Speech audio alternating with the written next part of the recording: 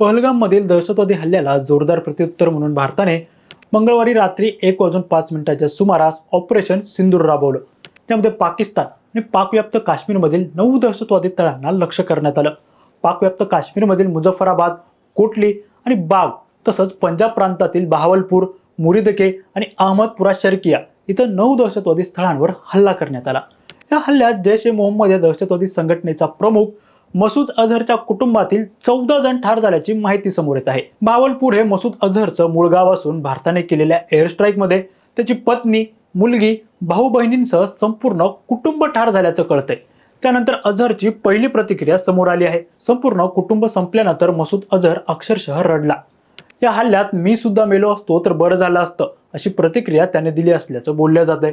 पण नेमका कोण आहे हा मसूद अझहर आणि त्याने कोणकोणते कांड केलेत ते या व्हिडिओच्या माध्यमातून जाणून घेऊयात. नमस्कार, मी निरंजन आणि तुम्ही पाहताय इन्फोवारी. मसूद अझहर हा संयुक्त राष्ट्रांनी घोषित केलेला जागतिक दहशतवादी असून बहावलपूरमध्ये तो मुक्तपणे फिरत असतो. 2002 मध्ये जैश ए मोहम्मदला अधिकृतपणे बेकायदेशीर घोषित करण्यात आलं असलं तरी ही बंदी केवळ कागदावरच असल्याचं अनेकदा दिसून आलं. कारण या दहशतवादी संघटनेद्वारे अनेक प्रशिक्षणाची शिबिरं राबवली जात आहेत. 1968 मध्ये बहावलपूर इथं जन्मलेला अझहर हा एकेकाळी एका अफगाणिस्तानातील हरकत उल मुजाहिदीनचा सदस्य होता आणि धर्मगुरू देखील होता. 1994 मध्ये दहशतवादाच्या आरोपाखाली भारतात त्याला अटक करण्यात आली होती, परंतु त्यानंतर त्याला सोडण्यात देखील आलं होतं. जैश ए मोहम्मदची स्थापना केली तेव्हापासून ही दहशतवादी संघटना भारतातील अनेक मोठ्या दहशतवादी हल्ल्यांमध्ये सहभागी आहे, ज्यात जम्मू काश्मीर विधानसभा आणि भारतीय संसदेवरील हल्ल्याचा देखील समावेश आहे. मसूद अझहरला मूत्रपिंडाच्या समस्या असल्याचंही म्हटलं जातं. जून 2024 मध्ये तो शेवटचा एका लग्नात दिसला होता. भारताने केलेल्या एअर स्ट्राईकमध्ये मसूद अझहरचा भाऊ रौफ अझहर सुद्धा मारल्या गेल्याचं कळतंय. भारतीय लष्कराने बहावलपूरमधील मसूद अझहरच्या मदरशाला लक्ष्य केलं. बहावलपूरच्या या मदरशावर 4 क्षेपणास्त्रे डागण्यात आली.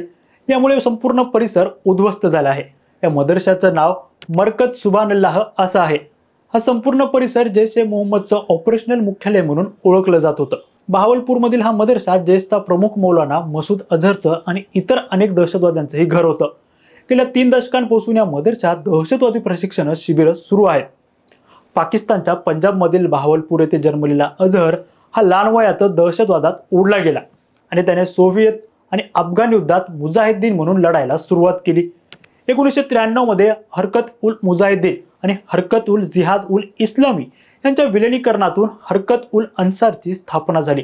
तेव्हा अझहर त्याचा सरचिटणीस बनला. तसंच 1994 मध्ये अझहरला श्रीनगरमध्ये अटक करण्यात आली आणि त्याला दहशतवादाच्या आरोपाखाली श्रीनगरमधील बदामी बाग छावणी, दिल्लीतील तिहार तुरुंग आणि शेवटी जम्मूतील कोटबलवाल तुरुंगात टाकण्यात आलं.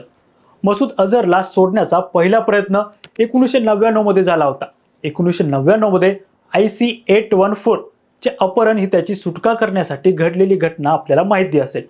परंतु हरकत उल अन्सारने त्याला सोडण्याचा प्रयत्न करण्याची ही काही पहिलीच वेळ नव्हती.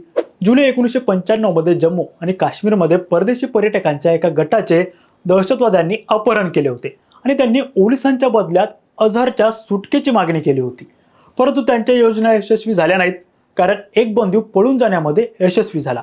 ऑगस्टमध्ये आणखीन एक बंदिवान मारला गेला, तर इतर 4 जणांचा ठाव ठिकाणा पुन्हा कधीही ऐकू आला नाही. हरकत उल अन्सारने पुन्हा एकदा अझहरची सुटका करण्याचा प्रयत्न केला. यावेळी IC-814च्या अपहरणाने विमान अपहरण झाल्यानंतर 6 दिवसांनी पोलिसांच्या बदल्यात अझहरची सुटका करण्यात आली.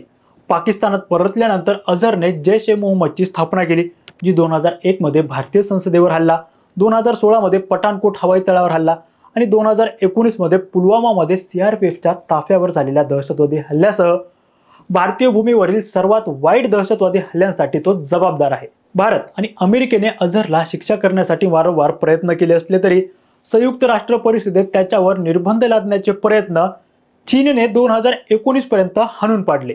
मौलाना मोहम्मद मसूद अझहर अल्वीचा जन्म 10 जुलै 1968 रोजी बहावलपूर, पंजाब, पाकिस्तान येथे झाला. त्याचे वडील अल्लाह बख्श शबीर हे उर्दू आणि पर्शियनचे शिक्षक होते. मसूद अझहरने कराची येथील जामियातुल उलूम उल इस्लामिया या प्रसिद्ध देवबंदी मदरशामध्ये शिक्षण घेतले. या मदरशामध्ये त्याने 1980 ते 1989 दरम्यान अध्ययन केले आणि नंतर काही काळ अध्यापनही केले. या काळात त्याने अफगाणिस्तानमध्ये सोव्हिएत संघाच्या जिहादमध्ये भाग घेतला होता, परंतु त्याच्या आरोग्याच्या समस्यामुळे तो प्रत्यक्ष लढाईत सहभागी होऊ शकला नाही असं बोललं जातं.